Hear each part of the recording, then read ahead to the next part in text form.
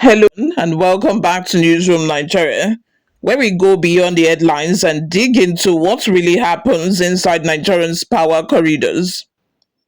If you're new here, do me a quick favor by hitting on the subscribe button, smash the like button, and turn on the post notification bell as well. Because we don't just report the news, we'll break it down piece by piece and ask the questions that matter.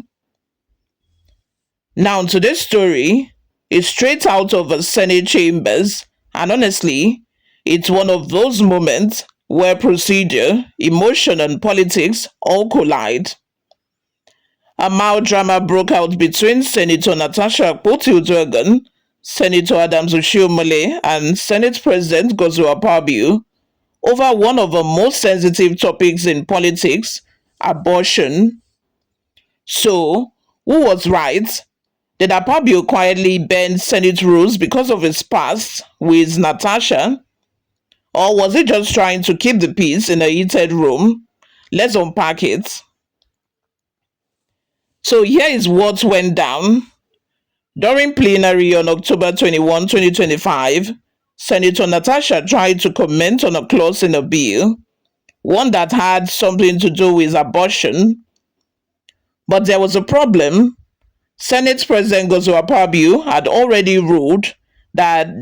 had already ruled that the entire clause was stepped down in totality, meaning officially it was off the table, at least for that session. Still, Natasha raised her hand and said, "Mr. Senate President, please may I speak? I'm a woman and abortion has to do with women. It's very important, sir." Now, pause there. That one statement shifted the energy in the room because it wasn't just about parliamentary rules anymore. It was about gender, morality, and representation. Akpabio responded gently, saying, "This has been stepped down in view of a convention, but if you have anything to add, you can say." And that right there is where the drama began. Immediately, Senator Adams Oshiomhole stood up, and if you've been following Nigerian politics long enough, you know that when Oshiomhole stands up, everything's about to go down. Oshiomhole then said, now I'm paraphrasing here, "Mr. President, when a matter has been concluded and you've dropped the gravel, that's it. If you allow one senator to speak after that, you have to allow all of us to speak. Then what's the point of rules?"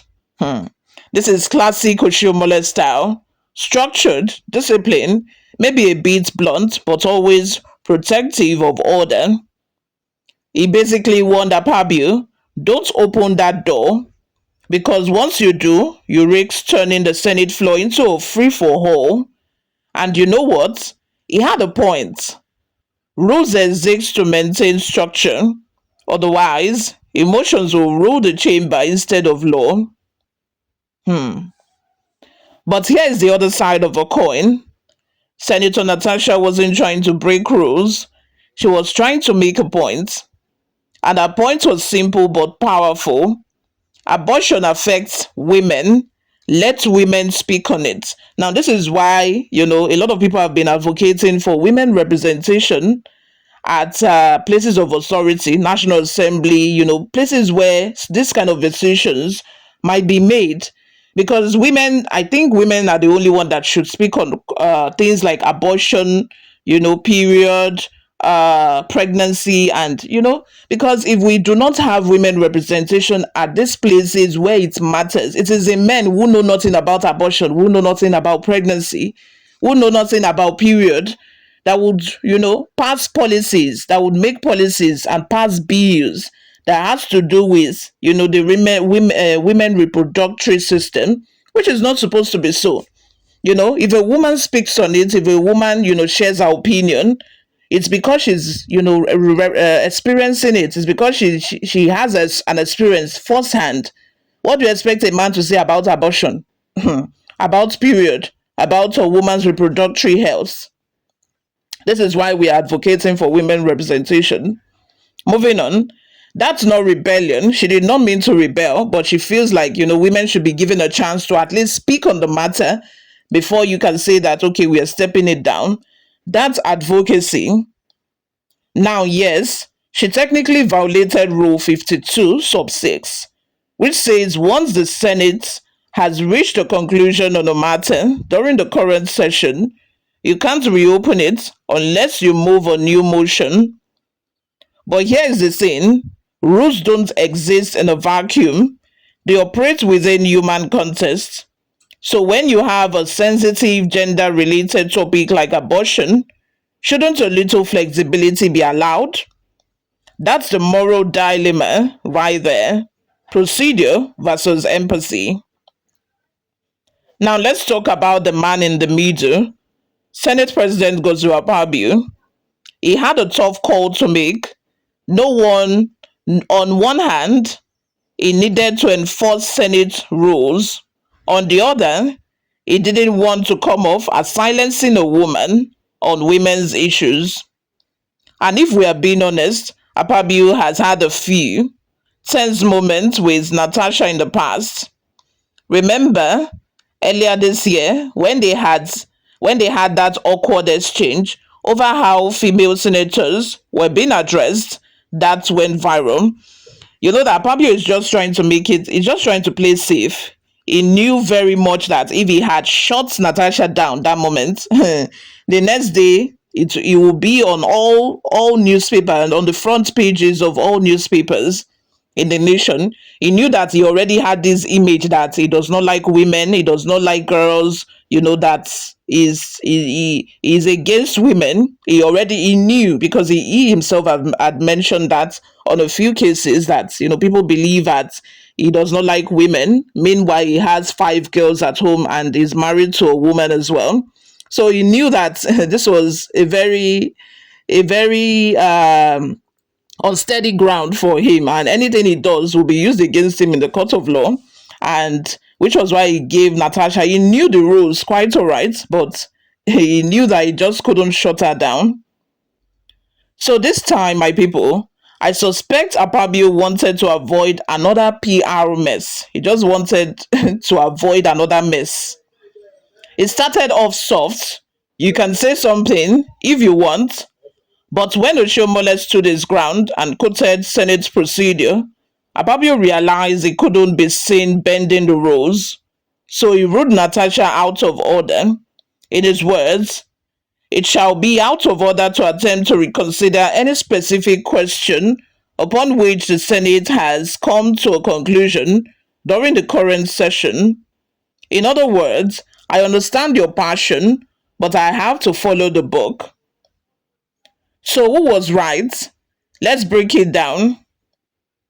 Senator Natasha Akpoti-Uduaghan, right in spirit, she was standing up for women's representation and making sure the Senate didn't sweep women's voices under the rug. Her passion was valid. Her timing, maybe not. Senator Adams Oshiomhole, right by the book, he wasn't attacking her point. He was defending the structure that allows the Senate to function.